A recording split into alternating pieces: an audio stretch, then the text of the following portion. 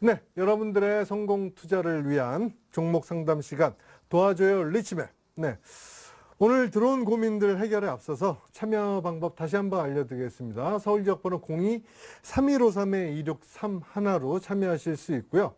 문자 상담은 013-3366-0110번입니다.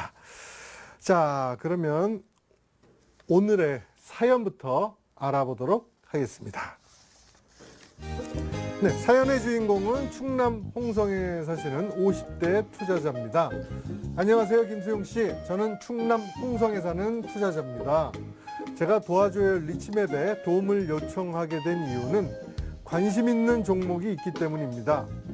바로 아시아나항공인데요. 이미 수익을 본 종목이기도 하고 또 얼마나 오르는지 보고 싶기도 해서 재매수를 하고 싶습니다. 언제 사면 좋을까요? 네, 도와주세요 라고 보내주셨습니다. 네, 아시아나항공 상담을 한번 받아볼까요? 예. 고정희 전문가님, 지금 예. 매수 시기인가요? 아시아나항공 어떻습니까? 매수를 해도 될까요? 라는 질문이죠. 네네. 예. 일단 아시아나항공은 그 항공주들이라고 한다면 결국에는 대표적으로 두 종목밖에 없습니다. 예, 대한항공하고 아시아나항공인데요. 최근에 이제 이슈가 되는 게 국내선의 운임 인상을 8년 만에 한다라고 발표가 났었죠. 그래서 이익에 대한 부분들이 이후에 모멘텀이 좀 붙을 수 있을 것이다라는 기대감이 있는데, 제가 이제 항공주를 얘기를 할 때는 항상 말씀을 드리는 게, 1등주만 보시면 된다라는 겁니다. 그러니까 아시아나항공보다 실질적으로 대한항공이라는 좋은 주식이 있잖아요. 더 우량한 종목이 있잖아요. 그래서 사실상 이제 대한항공이 내릴 때는 아시아나항공도 같이 약세를 보이는 게 일반적이고요. 강세를 보일 때는 또 같이 강세를 보이는 게 일반적인데, 얘네들은 두 놈이 이제 개별적인 모멘텀이라는 게 상당히 적습니다. 그래서 아시아나항공을 굳이 이제 매매를 하신다라고 한다면 지금 좀 짚어드릴 수 있는 부분들이 항공주는 유가, 그쵸? 환율에 대한 부분들이죠. 두 가지는 꼭 알고 가셔야 되는데, 유가 같은 경우는 최근에 이제 급락세가 좀 멈춘 상태에서 하향 안정이 돼 있는 상태이고요. 아무래도 오늘 화학주하고 정유주들이 상당히 큰 상승을 했습니다. SK이노베이션도 상당히 큰 상승을 했죠, 오늘 장중에. 근데 정유주들 같은 경우는 일반적으로 유가가 올라야 상승 탄력이 붙을 수 있는 종목군들이에요. 어떻게 보면 상반된다라고 보시면 됩니다. 근데 지금 현재 오늘 저녁과 내일 저녁 사이에 벤 버냉키 의장의 의회 정원까지 이제 초점을 좀 맞추고 있는 시점에서 경기 부양책에 대한 얘기들이 나오기 시작하면 유가라는 것은 반등 탄력이 붙을 수밖에 없어요. 그렇게 되면 항공주 같은 경우는 제트 유가를 꼭 민감하게 반영을 하는 업종군들인데 유가의 반영을 민감하게 하는 업종군들인데 유가가 상승을 하게 되면 그만큼 수익성이 감소하게 됩니다. 아무리 유류 할증료를 소비자한테 전가시킨다라고 해도 한계가 있기 때문에 지금 현재 시점에서는 항공주들을 보시는 데 있어서 차라리 정유업종과 항공주를 두 놈을 같이 놓고 보시되 앞에서 말씀드렸듯이 밤사이에 이제 모멘텀이 붙을 수 있는 시점이다 보니까 항공주들 같은 경우는 지금 소극적으로 좀 대처를 하셔야 된다라는 것이고요. 아시아나항공을 다시 이제 아시아나항공을 이후에 이제 접근을 다시 하고자 하신다라고 하면 지금 현재 시점에서는 올라있는 종목을 따라잡으실 필요는 없을 것 같습니다. 차트를 좀 보시면요. 국제유가가 이제 하락함에 따라서 6월달 후반부부터 아시아나항공하고 대한항공하고 같이 올라오고 있는데요. 오히려 종목의 크기가 더 큰 대한항공이 탄력이 더 큰 상황입니다. 바닥 구간에서 더 빠르게 반등을 하고 있는 그런 모습이고요. 네. 그래서 지금 현재 시점에서는 꼭 항공주로 매매를 하셔야 되겠다라고 한다면 대한항공을 좀 권해드리겠지만 앞에서 말씀드렸듯이 아시아나항공을 매수한다라고 해도 내일이나 내일 모레까지 이제 타이밍을 좀 서두르지 마시고요. 차트를 좀 다시 보시면 아시아나항공 같은 경우도 7,000원대 이하 구간에서는 기다리면 올 수 있는 단가이기 때문에 서두르실 필요 없이 7,000원 이하 단가에서 오시면 아무래도 이제 경기 동향이라는 게 상당히 좀 민감하죠, 유가는. 그래서 그런 부분들 좀 체크를 하셔야 될 것 같고요. 그래서 굳이 항공주는 지금 현재 권해드리고 싶은 업종은 아닙니다. 네, 알겠습니다. 네, 아시아나항공 지금 매수보다는 오히려 7,000원대 이하에서 그때 다시 한번 보자. 그런 의견을 주셨습니다. 네, 다음 종목 알아볼게요. 문자 상담으로 이어왔는데요. SK 하이닉스입니다. 매수가는 24,200원이고요. 비중은 30%입니다. 목표가 손절가가 궁금합니다. 라고 보내주셨네요. SK 하이닉스. 오늘 마이너스 2.29% 하락해서 21,300원의 종가를 기록하고 있으니까 좀 손실을 보고 계시네요. 어떻습니까? SK 하이닉스. 예, 24,200원의 비중 30%시죠? 네. 지난주 금요일부터요, 시장 반등 좀 들어가고 있잖아요. 그 안에서 이제 대표적으로 반도체 업종의 종목 선두주자라고 한다면 삼성전자와 하이닉스입니다. 삼성전자는 시장 반등 들어가면서 3일 동안 오늘까지도 반등이 이루어졌고요. 근데 SK 하이닉스 같은 경우는 3일 동안 오히려 추가하라 그랬죠. 그러니까 그 부분이 뭐냐면 앞에서 이제 유가 얘기를 했어요. 항공주하고 정유주 얘기를 했고요. SK 하이닉스 같은 경우는 결국에는 디램 가격입니다.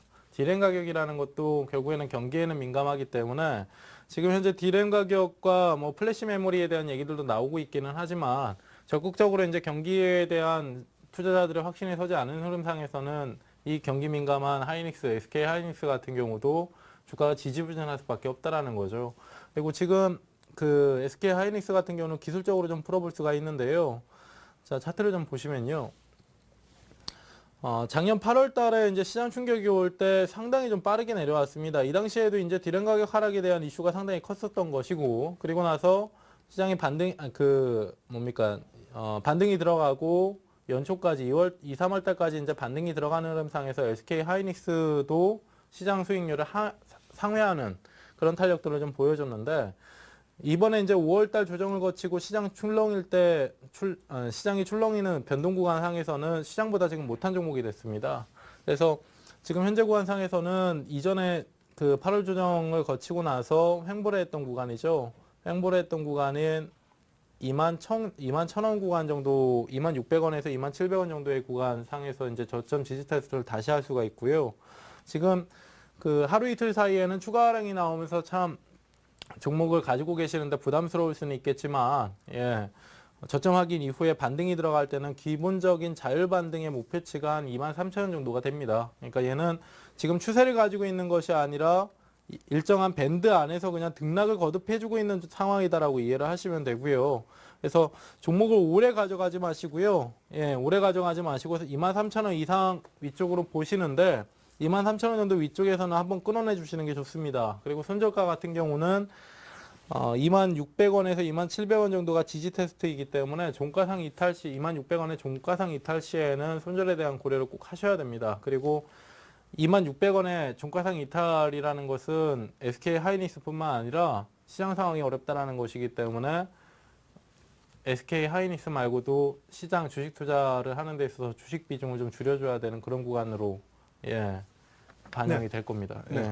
예. SK 하이닉스 2600원 종가 이탈 시 손절이고요. 목표는 23,000원대 이상입니다. 네, 다음 종목 좀 빠르게 한번 알아보도록 하겠습니다. 호텔신라입니다. 매수가는 53,800원이고요. 비중은 50%입니다. 산지 열흘 됐는데 급락하고 있어요. 라고 보내주셨네요. 호텔신라 어떻습니까? 예. 호텔신라는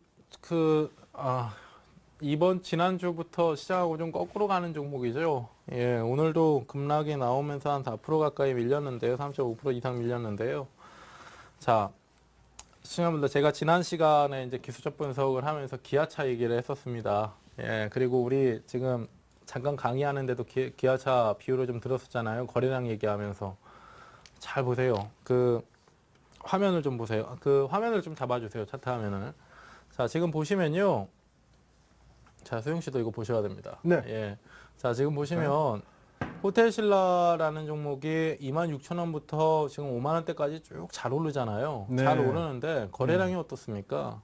거래량이 감소했네요. 거래량이 계속 감소를 하죠. 예. 최근에 변동성이 늘어나면서 이건 어떻게 생각하세요? 음. 거래량이 늘지 않았던 그 종목이 호텔신라라는 종목이 계속 올라오면서 거래량이 감소를 해오다가 예. 최근에 5만 원대를 이탈하면서 거래량이 급증을 하기 시작합니다. 네. 이게 기조 변화라는 겁니다. 기술적인 흐름상에서 기조 변화라고 하는 겁니다. 예. 그러니까 이전과 같이 호텔신라라는 종목이 정말 잘 가고 더 갈 수 있는 종목이었다라고 한다면 거래는 죽인 상태에서 고점을 계속 높여가고 저점도 계속 높여가는 흐름들이 좀 나왔겠죠. 근데 최근의 흐름으로 보면 5만 원이 이탈되면서 추세도 깨졌을 뿐더러 추세도 이탈이 됐을 뿐더러 거래량도 지금 수반이 됐다라고 하는 것은 적어도 이전의 상승 기조는 깨졌다라는 겁니다. 변화가 찾아왔다라는 겁니다. 그래서 호텔신라 같은 경우는 지금 53,800원에 매수를 좀 하고 계시는데요. 네. 산지 10일 됐는데 급락하셨다라고 했죠. 빨리 팔고 예, 나와야 될까요? 예. 매도를 하긴 하시는데, 매도를 하긴 하시는데 지금 추격 매도 하실 필요 없습니다. 이미 늦었기 때문에. 현재 오늘 종가가 47,500원이고 5만 원 이상에서는 매도 가능하세요. 아무래도 장기간 동안 작년 8월 달부터 올해 이제 6월 달까지 장기간 동안 상승을 했던 종목이기 때문에 기관이나 외국 애들이나 다 건드리는 종목이란 말이에요. 네. 호텔신라. 근데 걔네들은 하루 이틀 사이에 다 빠져나갈 수는 없습니다. 등락을 주겠죠. 그러면 지금 현재 구간상에서 하루 이틀 정도 저점이 밀린다라고 해도 네. 5만 원 이상 반등이 들어갈 때까지 기다리셨다가 매도를 하시면 됩니다. 네, 호텔신라 5만 원대 이상에서 매도 의견을 주셨습니다.